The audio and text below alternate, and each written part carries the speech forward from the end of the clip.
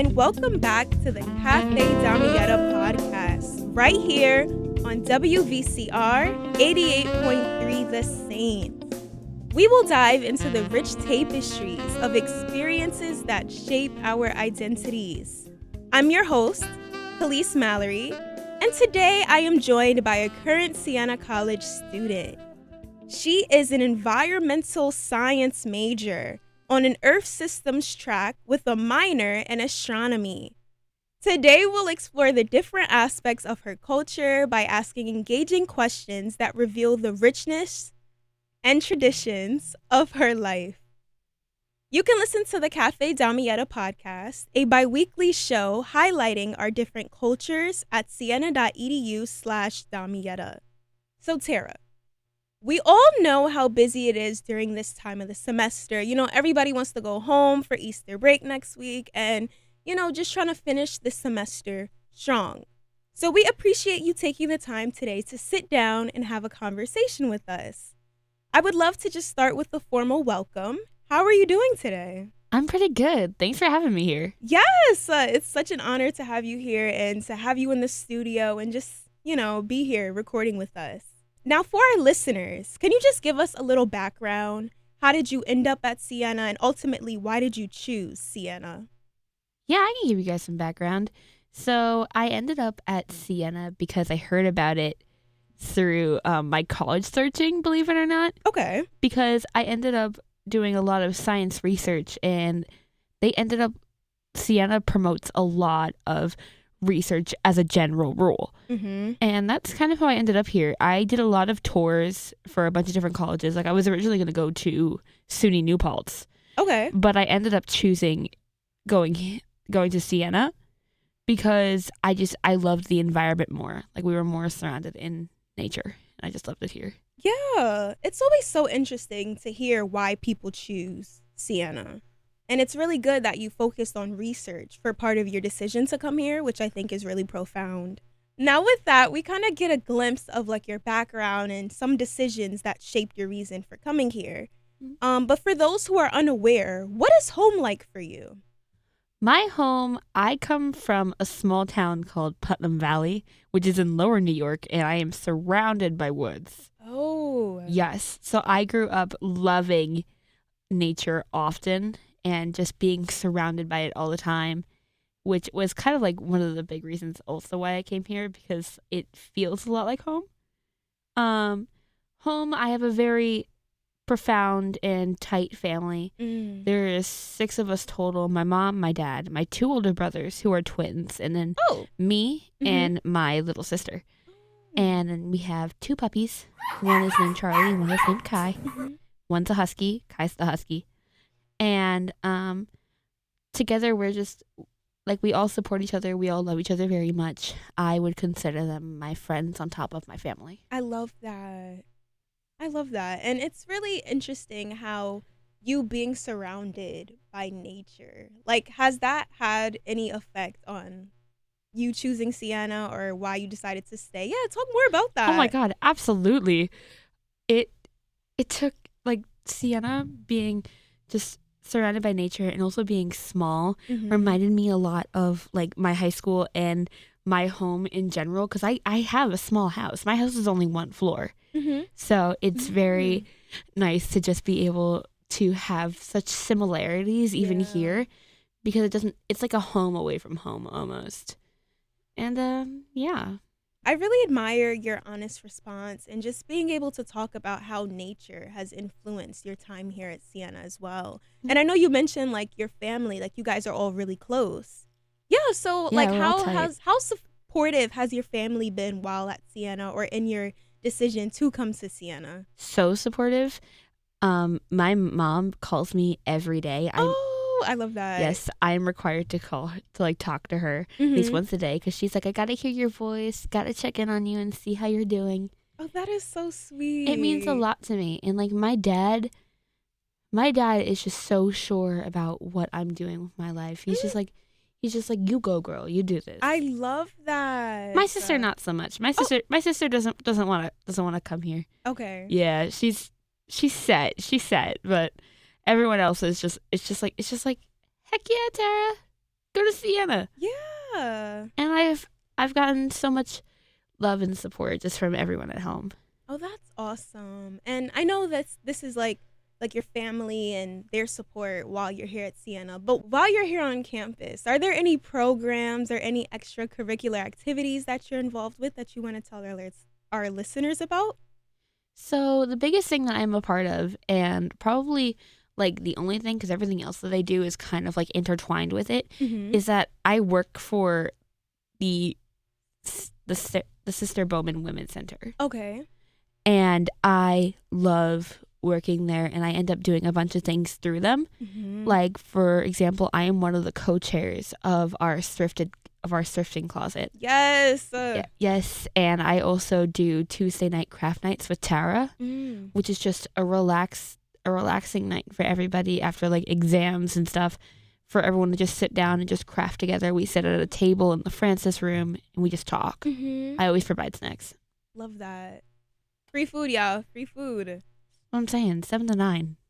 Oh, that's awesome. And tell us more about our the free use closet for those who are unfamiliar.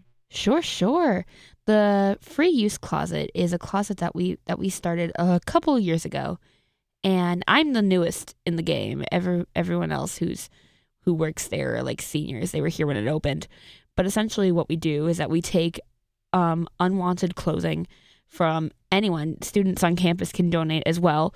We are located in the chapel, which is connected to Hines Hall. Essentially what we do is that we take all these clothing that the people don't want, and we wash them, we clean them, we hang them up, and then students or anyone who knows where the closet is can come in, they get a bag, and they can take whatever they want if they need it. We have anything from like work clothes or like clothes for like interviews and stuff like that to casual wear. Love that. Like the amount of outfits that I've gotten from the free use closet, y'all, if y'all have never been, definitely go check it out. And just to kind of wrap up this part of this show, it seems a lot that you coming to college, like you found things that kept you here. Like you're involved. Like, yeah. And I think it's really important, especially for our listeners who may be considering Siena or who may be thinking about prospective students, right? The importance of finding a niche in college. Like, talk more about that. Like, my niche is so specific. Astrobiology, no one even knows what that is. Because what? Yes, it's essentially combining the studies of astronomy and biology together. Amazing. And I was only able to find like that niche through Siena. I found my people here at Siena, and to be fair, I've gone through a ton of different like friend groups already in my 2 years of being here. Right. But the people that I have found, really, I'm really, really tight with. Like they have been with me from the get-go. And I consider them my troops almost. Like I love them very much, and I love the staff here as well. Yeah. And I love working here as well. Like working here and then being a student here are two very different things. Yeah. And I think both worlds, when they are separate but equal in a lot of different ways. And I feel like a real like I'm doing something that's worthwhile here on Siena. Oh, I love that. Thank you for speaking to like the difference between being a student but also working here. Like you get two sides, you know? And I think that's very important. Like when you come to Siena and you're a student, there's so much more to you than just being a student. There's more to you than meets the eye. You know? And it's really important that listeners, that you know that when you come to a school, like you have to find your community, you have to find your people, and then everything will be all right. You just have to be confident in yourself. Because at the end of the day, the only person with you is you, and you got to be happy with that. Come on, girl. Come on. I think that is great advice for our listeners. And I was literally going to ask you that next. Like any advice that you would want to leave for the listeners who are considering Siena or, you know. On top of what I've already said, I genuinely think that like doing some self-care and doing some introspection is all fine and dandy. At the end of the day, you got to be confident in who you already are. Love that. There's so many colorful identities in this world, and your identity should not be decimated by someone else because they think that you don't fit in or that you're an oddball. You are special and you are welcome. Don't let anyone tell you otherwise, especially here at Siena. We all love you. That was so well spoken. And I feel like on that note, we can dive into the deeper ways of perception and how those shape our experiences. It's not just about how others see us, and it's not just about what meets the eye, but it's deeper than that. And it's all important for shaping our identity. So we're going to talk more about that. So for those of you who just tuned in, we just wrapped up a conversation exploring Tara's background, her hometown, some of her cultural roots, and her life here at Siena College. Now, moving along to the next question that will shape the rest of our conversation. Tara, are you ready? I'm always ready. Love that. Love that. Okay, so we're going to start at the very beginning. When did you first become aware of how people perceive you? Was there a specific moment or experience that made you notice it? There was. It doesn't sound intense when I say it aloud, but it was very intense for me. Mm-hmm. So rewind back to like 2016. Okay. Tara's a 5th grader in middle school. She grew up being in elementary school, being a bully, and because if it wasn't her way, it was the highway. And she did not let anyone tell her otherwise.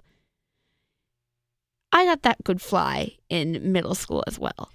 But when I was being like rude, it was always because I felt something was right. Mm-hmm. And I would stick for that through and through. Yeah. Which is what I still do today. I'm just way nicer about it. I hope so. I also hope so. So what happened was that my friend at the time, she's Pakistani, mm-hmm. and she was wearing a hijab, and it was her first year wearing it. Mm-hmm. So we grew up together with her and her hair, and we always did like cute little styles together.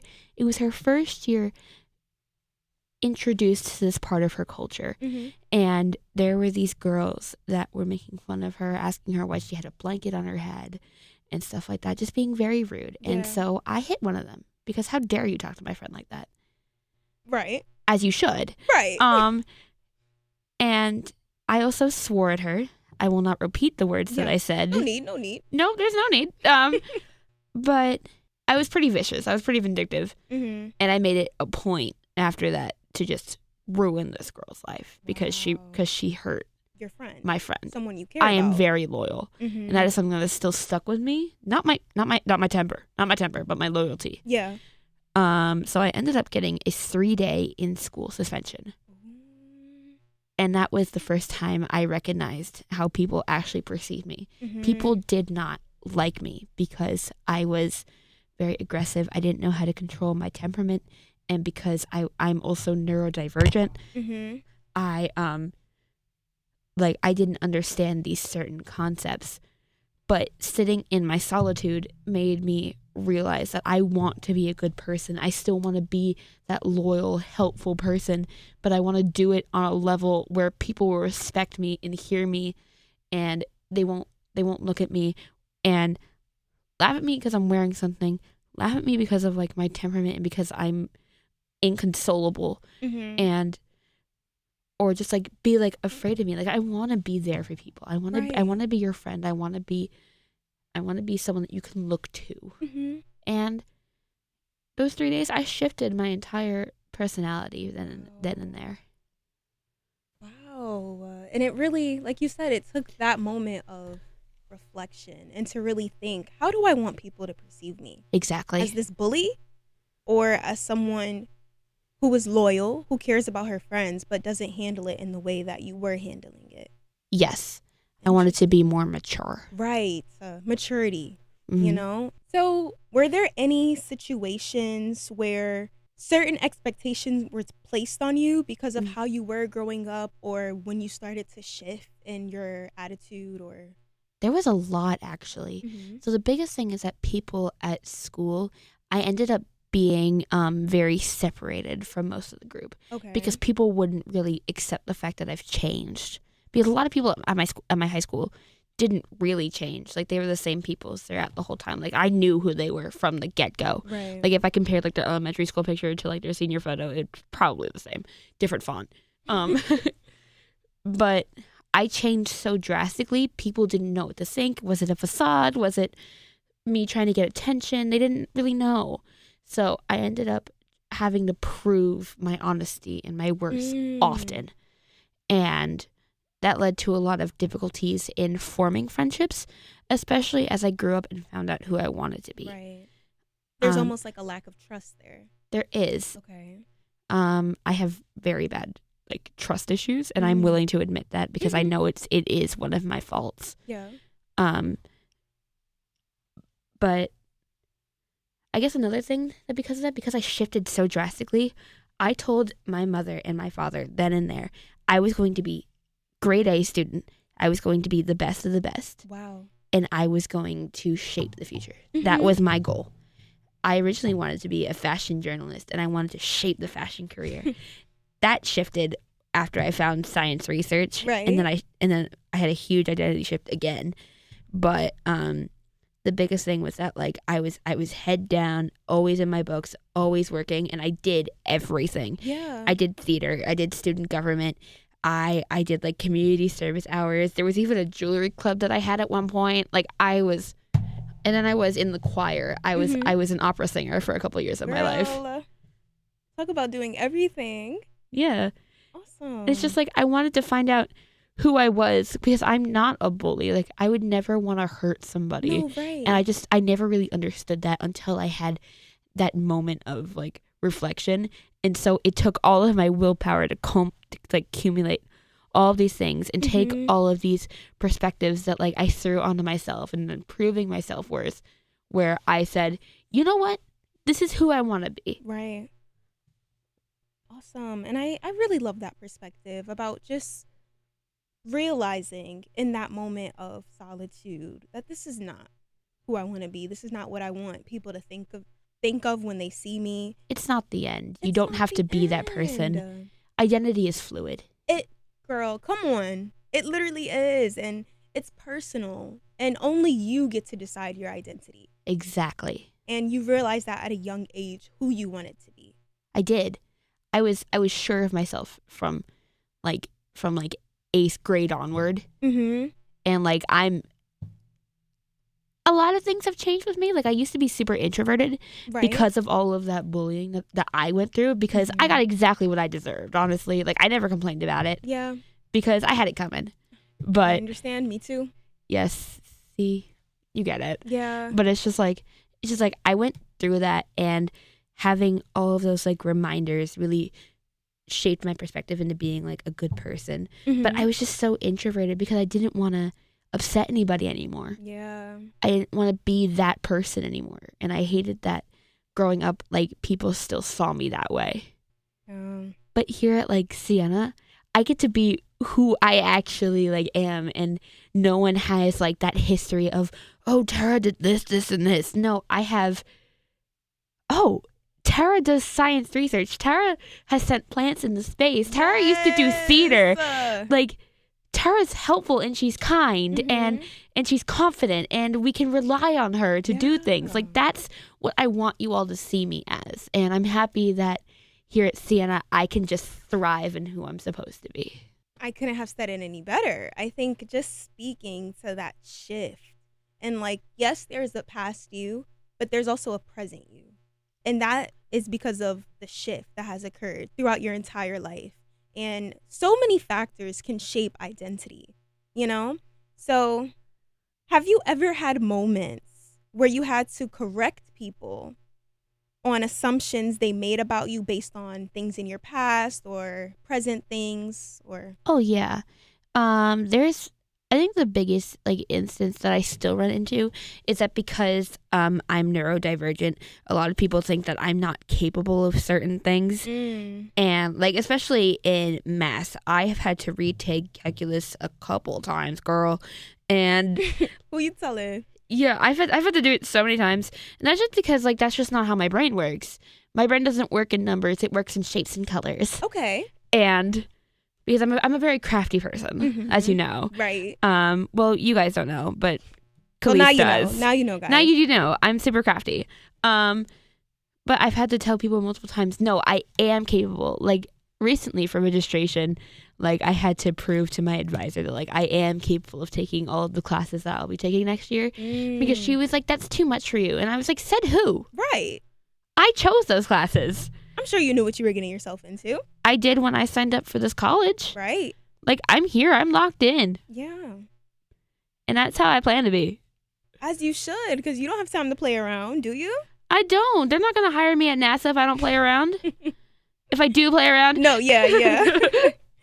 No, yeah. And it's just so important to know, like, what you're capable of, despite what other people have to say. Damn right. And I'm glad you were able to advocate for yourself in that moment to say, I know what I signed up for. That's important. Yeah. I think everyone should. I think everyone should have a moment where they are so sure of themselves. Well, it's hard to be sure of yourself often. But when you are, you got to advocate for that, man. You have to. Yes. Like being an adult is tough. Being in the work field is tough. And you're going to have people consistently being like, are you sure? Yeah. You have to be sure in your heart of hearts, in your brain, and in your well-being that this is exactly what you want.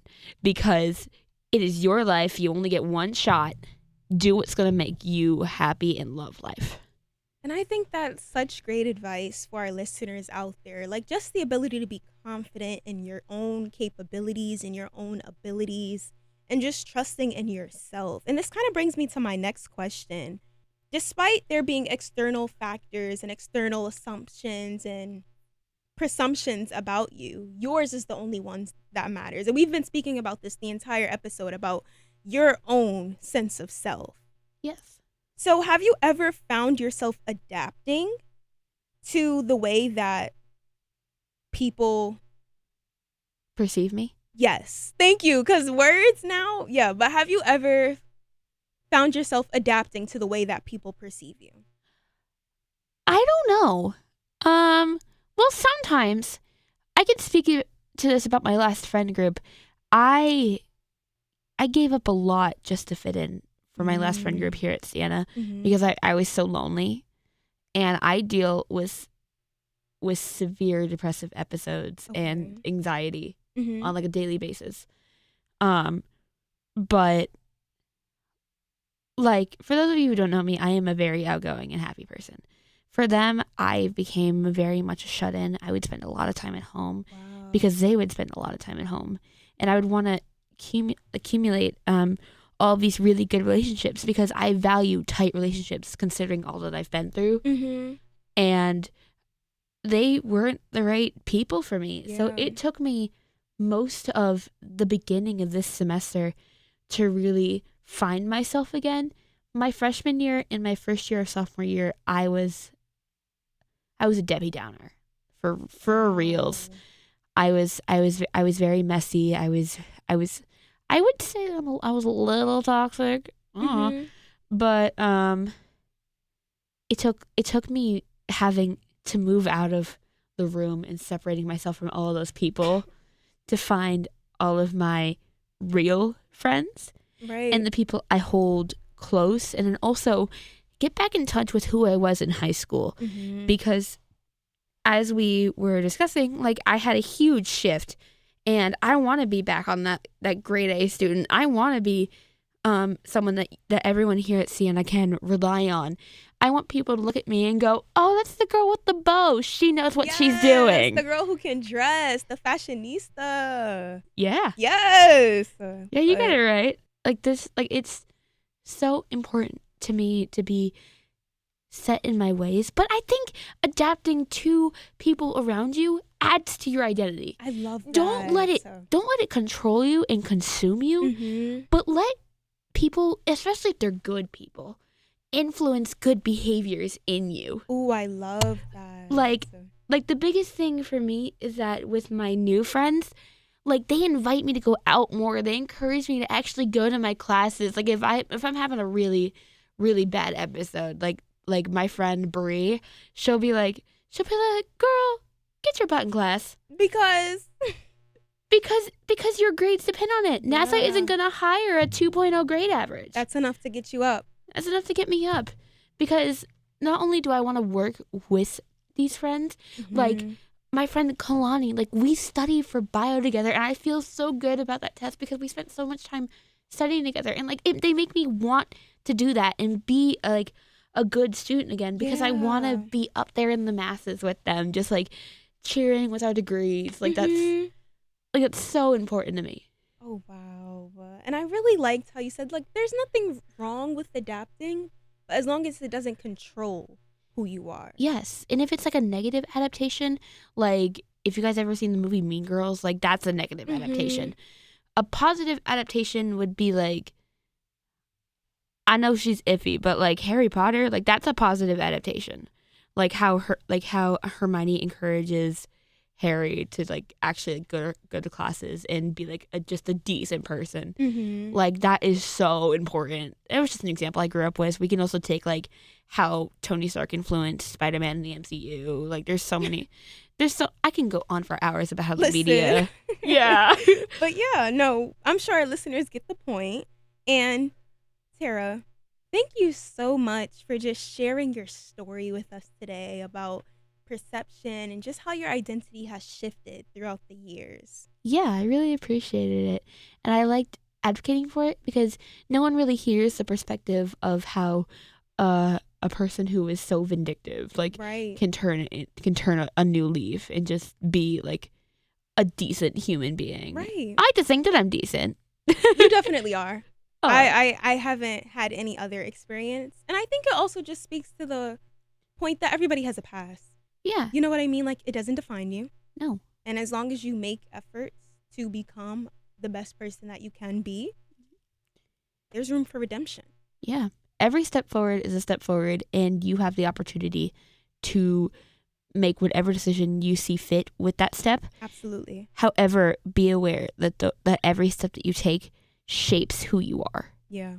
And whether or not you're happy with that is something that you should think about in a journal. That's what I do. Reflect. Yeah, reflection. There's nothing wrong with that. Reflect on perception. Yes. Tara, thank you so much. These conversations just remind us how layered and intricate and personal our experiences with identity can be. Before we wrap up, is there anything else that you would like to share with our listeners? Like it could be advice or just final thoughts? I have so many thoughts, but a lot of them are unrelated because ADHD is crazy. Girl. I'm a spaz. Oh, what can I say? But I guess my biggest thing is that like how a person introduces themselves to you may not be the whole picture, but be kind to everyone. You have no idea what's going on behind the smile. You have no idea what people are going through on a day-to-day basis. And so many people in this world struggle, especially now. And I think the biggest thing is that we got to pick up each other. We are one race. We are like, we're one whole group of people. Like, we got to take care of each other because at the end of the day, like, if you put everyone under an x-ray, we're all just skeletons. That part. Yes. And we all look the same, and we're all just trying to live the best life we can get. Oh, I love that. So well spoken. Once again, thank you so much for joining me today. And to our listeners, thanks for tuning in to the Cafe Damietta podcast right here on WVCR 88.3 The Saints. Stay connected for more stories that bring culture, identity, and community to the forefront. Until next time, be safe and take care.